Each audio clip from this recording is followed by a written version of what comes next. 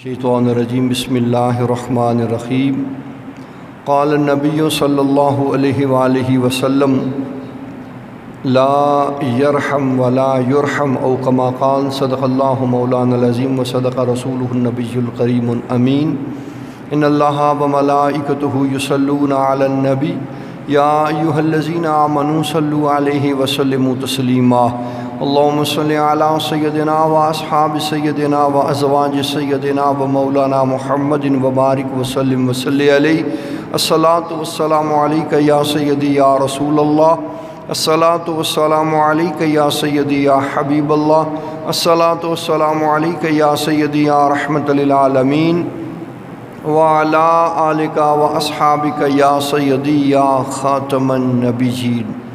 نہایت واجب الاحترام معزز محترم محتشم سامعین ذی وقار، حضور جان عالم صلی اللہ علیہ وآلہ وسلم نے ارشاد فرمایا لا یرحم ولا یرحم، جو رحم نہیں کرتا اس پر رحم نہیں کیا جاتا۔ دنیا کے اندر جو رحم کرے گا اس پر رحم کیا جائے گا۔ فرمایا کہ تم زمین والوں پر رحم کرو، آسمانوں والا تم پر رحم فرمائے گا۔ تم اللہ کی مخلوق پر رحم کرو تو اللہ وحدہ لا شریک تم پر رحم فرمائے گا۔ تو جو رحم کرتے ہیں انہیں اس کا بدلہ ملے گا، جو رحم نہیں کرتے انہیں اس کا بدلہ دیا جائے گا۔ تو اس حوالے سے کہ رحم کس قدر کرنا چاہیے، کتنا کرنا چاہیے، اور اللہ کریم جل وعلا نے تو اپنے حبیب لبیب کو جب سراپہ رحمت بنا کر بھیجا تو یہ کس طرح ممکن تھا کہ آقا کریم علیہ تحیت و تسلیم جب ہر شے کے واسطے، عالمین کے واسطے، دیگر مخلوقات کے واسطے رحمت للعالمین بن کر جلوہ افروز ہوئے تو آپ کی فیضان رحمت سے حیوانات کو، اشرات الارض کو اللہ وحدہ لا شریک محروم فرما دیتا۔ تو اللہ کریم جل وعلا نے حضور جان عالم کو سراپہ رحمت بنا کر بھیجا تو ہر شے کو آپ کی رحمت کا فیضان بھی عطا فرمایا ہے، اور حضور علیہ الصلاۃ والسلام نے پھر ہر چیز کے حقوق کو تحفظ مہیا فرمایا، اور میدان عمل کے اندر اپنی عملی زندگی سے بالخصوص جانوروں کے کھانے پینے کا، ان کے آرام سکون کا، ان کے چارے کا، ان کے آرام کا خیال رکھنے کا ایک عملی نمونہ بھی پیش فرمایا ہے۔ چند معروضات اللہ کی دیگر مخلوقات پر رحم کرنے کے حوالے سے آپ کی سماعتوں کی نظر کرنا چاہوں گا۔ پہلے ادوار کے اندر، عرب کے اندر یہ طریقہ کار تھا کہ لوگ جب پرندے جھنڈ کی صورت میں اڑتے، جیسے ہم دیکھتے ہیں آسمان میں وہ گردش کرتے ہیں، اڑتے ہیں، تو وہ اندھا دھند ان پر حملے کرتے تو پرندوں کو مار گراتے اور لوگوں کو کہتے کہ اٹھاؤ انہیں کھا لو، اور اس سے آل عرب اپنی فیاضی یعنی سخاوت سمجھا کرتے تھے۔ یا دو لوگوں میں شرط لگ جاتی اونٹ ذبح کرنے کی، وہ اونٹ اپنے اپنے ذبح کرتے باری باری، جو بندہ اونٹ ذبح کرتے کرتے تھک ہار جاتا اس کی اس شرط میں ہار ہوتی اور دوسرے کی جیت ہو جاتی، اور پھر وہ ان اپنے ذبح شدہ جانوروں کو دوستوں میں، اپنے اقرباء میں، لوگوں میں کھانے کے لیے بانٹ دیتے اور اسے اپنی سخاوت سمجھتے۔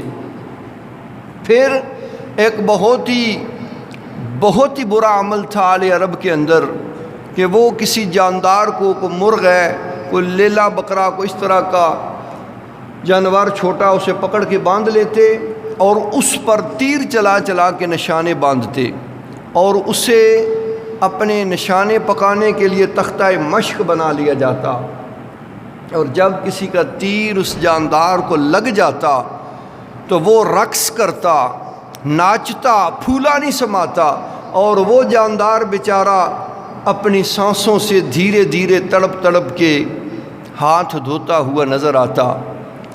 پھر اس جانور کو جب وہ مر جاتا تو وہ کھا جاتی، تو حضور جان عالم صلی اللہ علیہ وآلہ وسلم نے ایسے فعل شنی کے مرتکب پر لعنت فرمائی ہے اور ایسے گوشت کو کھانے سے منع فرمایا ہے۔ عرض کرنے کا مقصد یہ ہے کہ میں نے اگلے دن بھی ایک تصویر دیکھی اور اسی دن میرا ذہن بن گیا کہ چند باتیں اس حوالے سے آپ کی سماعتوں کے گوش گزار کرنی ہیں، اور یہ پیغام جہاں تک پہنچے گا شاید کسی کو سمجھ آ جائے۔ وہ کیا کہتے ہیں کہ انداز بیاں اگرچہ میرا شوق نہیں، شاید کہ اتر جائے کسی کے دل میں میری بات، شاید کوئی کہ آدھ بندہ ہی بچ جائے۔ ہمارا فرض ہے کسی برائی کو دیکھ کر، کسی خرابی کو دیکھ کر اس کے اوپر روشنی ڈالنا، ہدایت دینا رب کا کام ہے، اور عمل کرنا، اچھائی کی طرف آنا، برائی سے بچنا، یہ ہر ایک بندے کی اپنی انفرادی کوشش ہے۔ تو سامعین عزیز وقار، وہ تصویر کیا تھی کہ ایک پرندہ ہے، وہ زخمی ہے بیچارہ، اور اس کے 4 چھوٹے چھوٹے بچے گھونسلے میں بے یار و مددگار پڑے ہوئے ہیں۔ ہر چیز کو اپنی ماں کی، اپنے باپ کی ضرورت ہوتی ہے، اور ویسے بھی جب پرندوں کے پھلنے پھولنے کا وقت ہو تو ان کے شکار سے منع کیا گیا ہے، اور یہ گرمیوں میں انڈے بچے اس پروسیس سے گزرتے ہیں، تو اس موسم میں شکار نہیں کرنا چاہیے۔ جن بچوں کی ماں کو ہم نے مار دیا وہ بیچارے کدھر جائیں گے؟ آج ہماری ماں کو، ہمارے باپ کو کوئی ہاتھ لگا کر دیکھائے تو صحیح، خاندان والے اس کے ٹکڑے کر دیں، اور وہ معصوم بچے کہ جن کی ماں کو مار دیا جائے وہ کس کے رحم و کرم پر ہوں گے؟ انہیں کون پالے گا؟ ذرا سا جھڑ بنتا ہے، بادل بنتے ہیں، ہمارے یہ نکمے نوجوان یہ بندوقیں اٹھا کے نکل پڑتے ہیں، جی شکار کے لیے جا رہے ہیں۔ اس شکار کا فائدہ کیا ہے؟ مقصد کیا ہے؟ سبب کیا ہے؟ ضرورت کیا ہے؟ پھر سارے اناڑی 10 میں سے شاید ایک پرندے کو گرا ڈالیں، باقی سارے کے سارے زخمی اور اپاہج ہو کے اڑ جائیں، اور بلک بلک کے وہ تڑپ تڑپ کے وہ مرتے رہیں، تو کیا خیال ہے پھر وہ دعائیں دیں گے؟ آج ہمیں کانٹا چبھ جائے، جتنی دیر وہ ہمارے وجود میں رہے اپنے ہونے کا احساس دلاتا ہے، جب تک اس کانٹے کو ہم اپنے وجود سے نکلوا نہیں لیتے ہمیں سکون نہیں آتا۔ تو جس پرندے کے وجود میں شرع چلا گیا کتنا موٹا ہوتا ہے، تو کیا خیال ہے پھر وہ دعا دے گا جس نے اسے مارا ہے؟ جب تک اس کی سانسیں چلتی رہیں گی شاید اس کی زبان سے بد دعائیں نکلتی رہیں اس شکاری کے لیے۔ ان چیزوں کا خیال کرنا چاہیے۔ امام الانبیاء کے غلاموں، حضور جان عالم نے تو ارشاد فرمایا کہ جس نے کسی پرندے کو ناحق قتل کر دیا، قیامت کے روز وہ اپنے قاتل کے بارے میں رب تعالیٰ کی بارگاہ کے اندر شکایت کرے گا، اللہ کریم کی بارگاہ کے اندر اس سے باز پرس ہوگی، پوچھ تاچھ ہوگی کہ تو نے اسے کیوں مارا؟ صحابہ کرام رضوان اللہ علیہ مجمعین نے پوچھا کہ کریم آقا یہ ناحق کیا ہے؟ تو حضور جان عالم نے ارشاد فرمایا کہ کسی حلال پرندے کو بغیر ضرورت کے، بغیر کسی مقصد کے، بغیر کسی وجہ اور مطلب کے مار دینا، ضرورت نہیں تھی ایسے ہی مار دیا، اور پھر حق تو یہ ہے کہ اسے مار کے ذبح کر کے کھاؤ، جب ضرورت نہیں تھی، مطلب نہیں تھا، وجہ نہیں تھی، تو ایسے ہی اسے مار کے گلا کاٹ کے پھینک دینا یہ ناحق ہے، اور ایسا کرنے والا قیامت کے دن اللہ وحدہ لا شریک کی بارگاہ کے اندر مجرموں کے کٹہرے میں کھڑا ہوگا۔ وہ پرندہ شکایت کرے گا کہ رب کریم تو نے مجھے زندگی عطا کی تھی، یہ کون ہوتا ہے مجھ سے زندگی چھیننے والا؟ تو نے مجھے جینے کا حق عطا کیا تھا، کون ہوتا ہے یہ تیرے معاملات میں دخل اندازی کر کے مجھ سے میری سانسیں چھین لینے والا؟ اللہ کریم کی بارگاہ میں جب وہ شکایت کرے گا تو اس روز عدل کا بول بالا ہوگا، تو پھر حساب و کتاب دینا پڑے گا۔ حضور جان عالم نے تو یہاں تک فرمایا ہے اگر سینگ والی بکری کسی مونی بکری کو ٹکر مارے گی قیامت کے دن اسے بھی اس کا حساب دینا پڑے گا۔ ہم نے تجھے سینگ اس لیے دیے تھے کہ کسی مونی کو بھی ٹکریں مارتی پھرے، کیوں ماری تھی بلا وجہ ٹکر؟ اس کو جواب دے۔ تو معزز سامعین وہاں پر جواب دینا بڑا اوکھا ہو جائے گا، بڑا مشکل ہوگا۔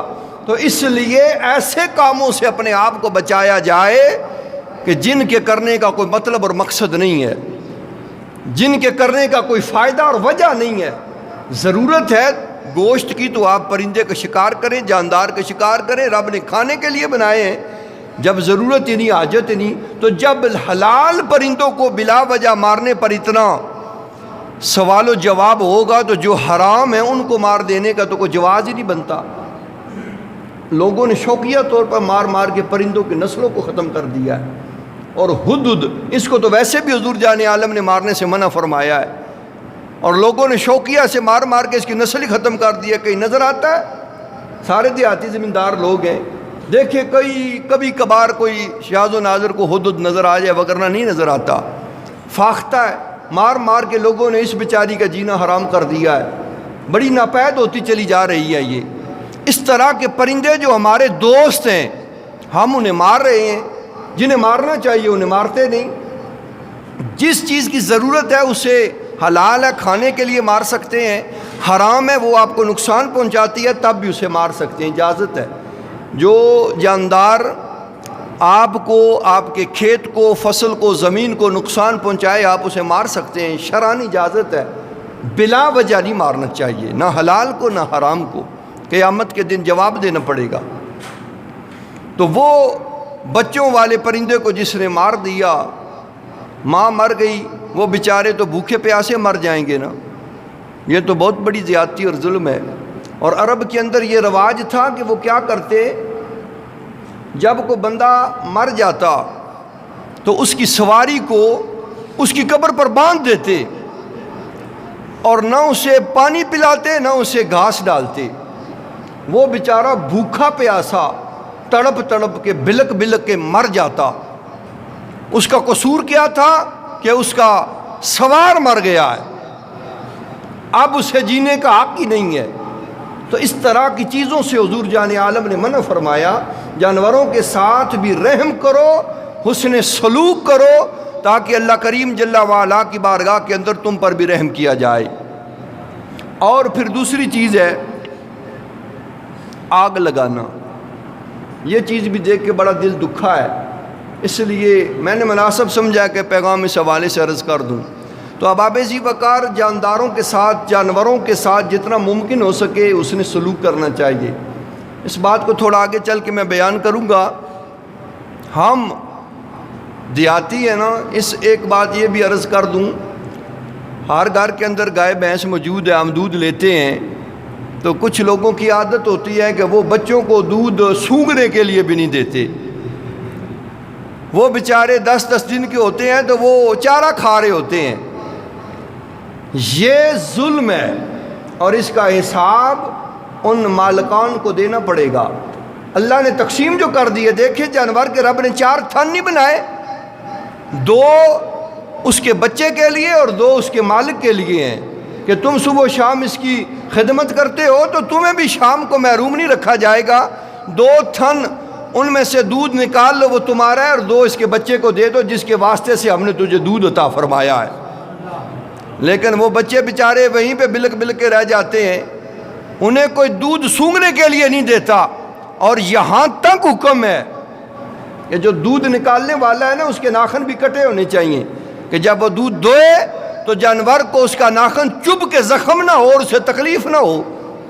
یہاں تک احساس کیا گیا جانداروں کا، یہاں تک خیال کیا گیا جانوروں کا، اور یہ ہمارا واحد دین اسلام ہے کہ جس کے اندر نہ صرف انسانوں کا بلکہ حضور جان عالم نے جانداروں اور جانوروں کے حقوق کو بھی تحفظ عطا فرمایا ہے۔ ہر چیز کے حق کو آقا علیہ الصلوۃ والسلام نے محفوظ فرمایا ہے، اور اس کے حق کو اس تک پہنچانے کا حکم بھی عطا فرمایا ہے۔ تو اس لیے معزز سامعین اس چیز کا خیال کرنا چاہیے۔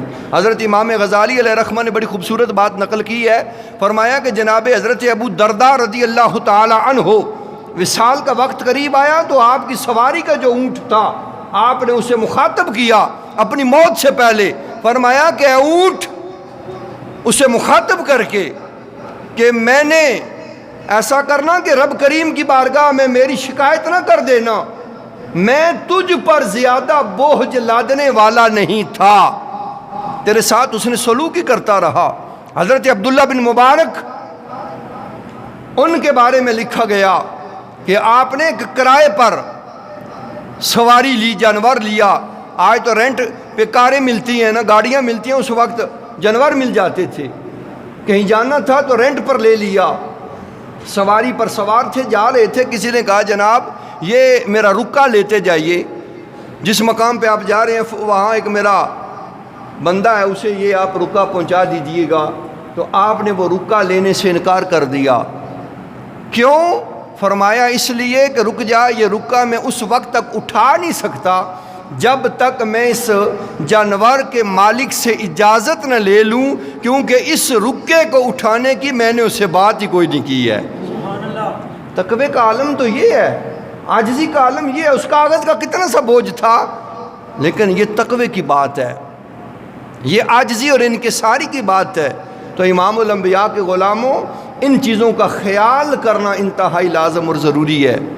اور پھر یہ آگ لگانا، دیکھیں ہم اپنی سہولت کے لیے ہارویسٹر لگاتے ہیں، اوپر سے سٹے اتار لیے، پھر لوگ جناب کسی حسد کی وجہ سے، کسی بغض کی وجہ سے، یا پتہ نہیں کسی عداوت کی وجہ سے اپنے کھیتوں میں وہ فصلوں اس کھیت میں آگ لگا دیتے ہیں، وہ باقی ماندہ جو فصل ہوتی ہے، پھر وہ آگ نہ جانے کہاں سے کہاں چلی جاتی ہے۔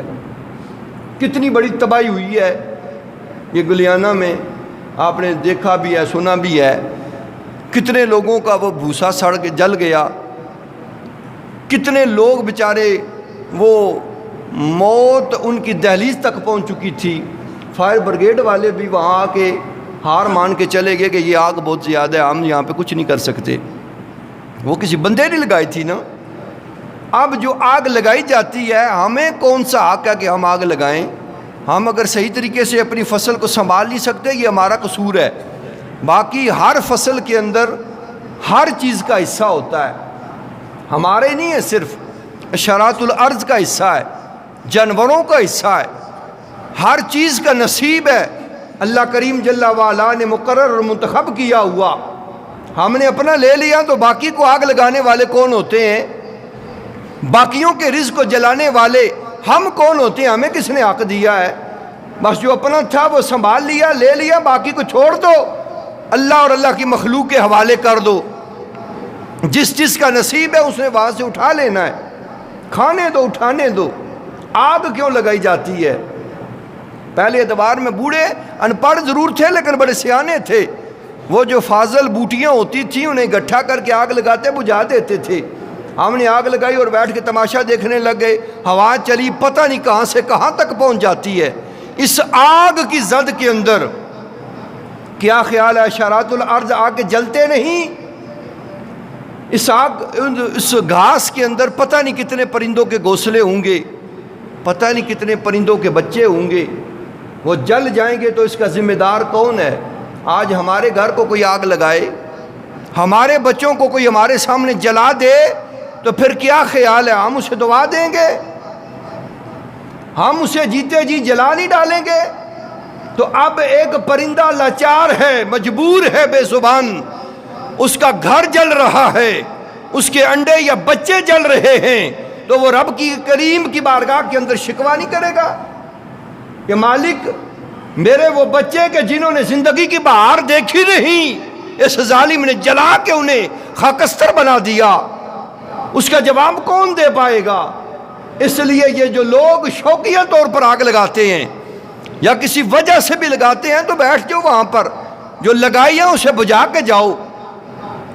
ہر ایک بندے کی زمین تک وہ نہ پہنچے، اور جہاں آگ لگائی ہے وہاں پر پہلے کوئی ڈنڈا لے کر خوب طریقے سے وہاں پر دستک دو، وہاں پر انہیں خبردار کرو کہ اگر کوئی چیز ہے تو وہاں سے نکل جائے۔ شکار کرنے کا حکم شرعی یہ ہے کہ جب کسی پرندے کا، جاندار کا شکار کرنے لگے ہو پہلے اسے مطلع کرو، ایسا نہ ہو کہ وہ بے خیالی میں ہو اور تم اسے مار ڈالو۔ پہلے اس کی توجہ، اس کا دھیان اپنی طرف کراؤ، اسے اشارہ دو کہ تجھے مارنے لگا ہوں، اگر وہ تمہارا نصیب ہوا تو اڑ کے کہیں نہیں جائے گا، اور اگر تمہارے نصیب میں نہ ہوا، رب نے اس کی زندگی کو بڑھایا ہوا تو پھر وہ تیرے ہاتھ میں آنے والا نہیں ہے۔ شکار کے بھی اصول ہیں، آگ لگانے کا کون سا یہ طریقہ ہے؟ معزز سامعین، دل دکھ جاتا ہے ایسی یہ لوگوں کی ستم ظریفیاں دیکھ کر، یہ ظلم دیکھ کر۔ نہ جانے کیا عالم ہوگا۔ یہ آگ، میں آپ کو بات سناتا ہوں نا، پھر آپ کو سمجھ آئے گا۔ حضرت جابر رضی اللہ تعالی عنہ فرماتے ہیں حضور جان عالم صلی اللہ علیہ وآلہ وسلم نے کسی بھی جاندار کے چہرے کو داغنے سے منع فرمایا ہے کہ اس کے منہ پر داغ نہ دیا جائے۔ پہلے ادوار میں نا وہ لوہے کی سلاخیں گرم کر کے تو داغتے تھے، منہ کے اوپر لگاتے تھے، جسم کے اوپر لگاتے تھے۔ صرف داغنے سے نہیں بلکہ مارنے سے بھی منع فرمایا ہے کہ کسی بھی جاندار کے چہرے پر نہ مارو۔ کیوں نہ مارو؟ وجہ کیا ہے؟ ایک وجہ یہ ہے کہ جس طرح ہمارا چہرہ اعضائے بدنی میں بڑا حساس، نازک اور معتبر اور محترم ہے، اسی طرح جانوروں کا چہرہ بھی قابل احترام ہے۔ اور قابل احترام کیوں ہے؟ ہر چیز اپنے منہ سے رب تعالیٰ کی تسبیح بیان کرتی ہے، اللہ کا ذکر کرتی ہے۔ تو جو چیز اللہ کا ذکر کرے پھر ذکر خدا کی برکت سے وہ منہ مارنے کے لائق نہیں ہوتا، اس منہ کو مارا نہیں جاتا، اس ذکر کی برکت سے وہ قابل احترام اور محترم ہو جاتا ہے۔ اس لیے فرمایا کہ کسی چیز کے منہ پہ نہ مارو۔ ہر شے اپنی حیثیت، اپنی زبان، اپنی استطاعت کے مطابق رب تعالیٰ کا ذکر اور اس کی تسبیح بیان کرتی ہے، تو کسی کے منہ پہ نہ مارو۔ اس وجہ سے منہ پہ مارنے سے منع کیا گیا اور داغنے سے بھی منع کیا گیا۔ کبھی کبھار ہوتا ہے جانور بھٹک گیا، جانور خراب ہو گیا، اسے سدھارنے کے لیے مارنا پڑتا ہے۔ مارنے کی صرف ممانعت نہیں ہے، مار سکتے ہیں بقدر ضرورت، لیکن اتنا ماریں کہ جس سے کام بن جائے، آپ کی ضرورت پوری ہو جائے۔ ہڈیاں توڑنا مقصود نہیں ہے، اور اس کے چہرے پہ نہ مارا جائے۔ تو جب مارنے کی ممانعت ہے تو داغنے کی بہت بڑی ممانعت ہے۔ فرمایا کہ داغا نہ جائے آگ کے ساتھ۔ اور پھر یہی حضرت جابر فرماتے ہیں ایک دن حضور جان عالم صلی اللہ علیہ وآلہ وسلم کے پاس سے ایک گدھا گزرا اور اس کا چہرہ داغا ہوا تھا۔ تو پھر حضور جان عالم کے الفاظ سماعت فرمائیں۔ اس گدھے کا چہرہ جب حضور نے دیکھا نا کہ داغا ہوا ہے، تو آقا علیہ الصلوۃ والسلام غیظ و غضب میں مبتلا ہوئے۔ آقا علیہ الصلوۃ والسلام نے پھر ارشاد فرمایا لعن اللہ الذی وسعہ، یہ مسلم شریف کے الفاظ ہیں۔ فرمایا کہ اس شخص پر لعنت ہو جس نے اس کے چہرے کو داغا ہے۔ غور کیجئے، آپ سیرت محبوب کو اٹھا کے دیکھیے، آقا علیہ الصلوۃ والسلام کی صفت و ثنا کو پڑھیے۔ حضور کو جنہوں نے پتھر مارے حضور نے ان پہ لعنت نہیں فرمائی۔ حضور جان عالم کے رستے میں جنہوں نے کانٹے بچھیرے آقا علیہ الصلوۃ والسلام نے انہیں دعائے ضرر نہیں دی۔ حضور جان عالم پر بظاہر ظلم و ستم کرنے والے آقا علیہ الصلوۃ والسلام انہیں دعائیں دیتے نظر آتے ہیں، لیکن یہاں پر دیکھیے جو سراپے رحمت ہیں، ہر شے کے لیے رحمت بن کر آئے ہیں۔ جانور کے چہرے کو داغا ہوا دیکھا تو فرمایا کہ اس شخص پہ لعنت ہو جس نے اس کے چہرے کو داغا ہے۔ تو جو نگاہ مصطفیٰ کے اندر اتنا برا ہے وہ نگاہ خدا کے اندر کتنا برا ہوگا۔ تو جو خدا اور مصطفیٰ کی بارگاہ میں اتنا برا ہے اس کا مقام قیامت کے دن کس مقام پہ ہوگا؟ اس مقام پر ہوگا، یہ سوچنا چاہیے۔ تو امام الانبیاء کے غلاموں، جو چہرے کو داغے اس کا حال یہ ہے، جو پورے کے پورے جاندار کو آگ میں جھونک ڈالے اس کا عالم کیا ہوگا؟ وہ کہاں پہ جائے گا؟ وہ کیا جواب جرم پیش کر سکے گا کہ میں نے کس لیے رب کریم تیری ان جاندار مخلوقات کو آگ میں جلا دیا، آگ کے شعلوں کی نظر کر دیا، اپنے شوق کے لیے، اپنی عداوت کے لیے، اپنے بغض کے لیے، کس مقصد کے پیش نظر؟ کیا فائدہ تھا؟ تو امام الانبیاء کے غلاموں، ان چیزوں سے اپنے آپ کو بچایا جائے۔ یہ آگ لگانا تو بڑا معمولی سا عمل نظر آتا ہے، لیکن اس کا خمیازہ بھگتنا اور اس کا نقصان کتنا بڑا ہے یہ کسی نظر والے سے پوچھو تو پھر آپ کو پتا چلے کتنا ہے۔ شاید کہ آپ کو اب اندازہ ہو جائے جو میں نے چند معروضات پیش کی ہیں کہ یہ کتنا بڑا نقصان ہے، کتنی بڑی تباہی ہے، کتنے لوگوں کا رزق وہ جل گیا۔ پتہ نہیں، وہ کہتے ہیں کہ 60 لوگوں کی، وہ جسے ہم اپنی زبان میں کہتے ہیں تاڑ، 60 تڑاں سڑیاں، کتنے جانوروں کا وہ رزق تھا، کتنے لوگوں کی وہاں پہ روزی تھی، کتنے مزدوروں کی مزدوری تھی، وہ خاکستر ہو گیا۔ تو ان چیزوں سے اپنے آپ کو بچایا جائے۔ پھر وہ بے زبان جاندار جو جلے، کتنے درخت جلے، کتنا بڑا نقصان ہے یہ۔ وہ دانے جل کے ہوں گے، کتنی مخلوق کا رزق تھا جو ہم نے جلا دیا۔ تو ان چیزوں سے اپنے آپ کو بچایا جائے۔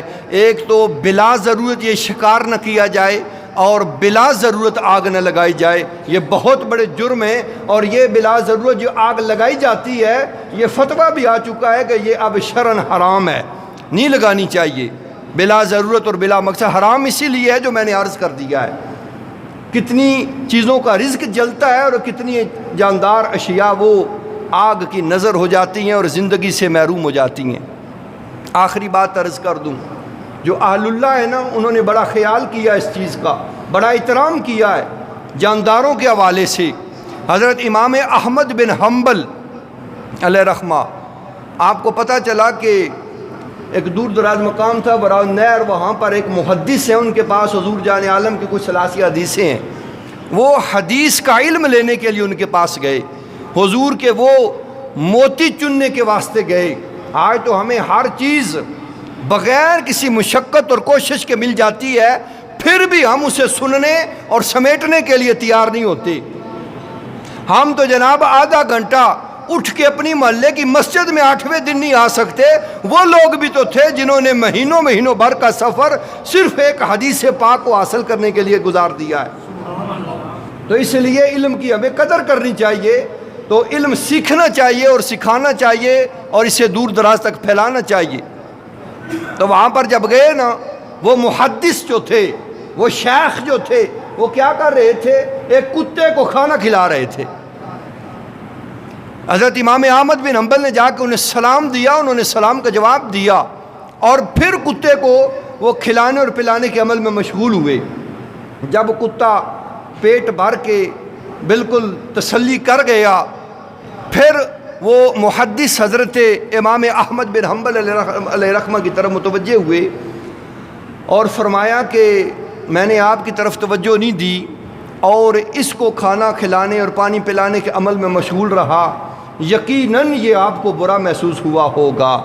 تو امام احمد بن حنبل نے فرمایا بالکل مجھے برا محسوس ہوا ہے، خیری میری کا عالم آڈے دورو سفر کری کہ تسا کو لایا تھا، تسا جناب علی کہا نہیں بھائی اور کتے نہ لگے ہو، وہ گل نہ کرنے والی۔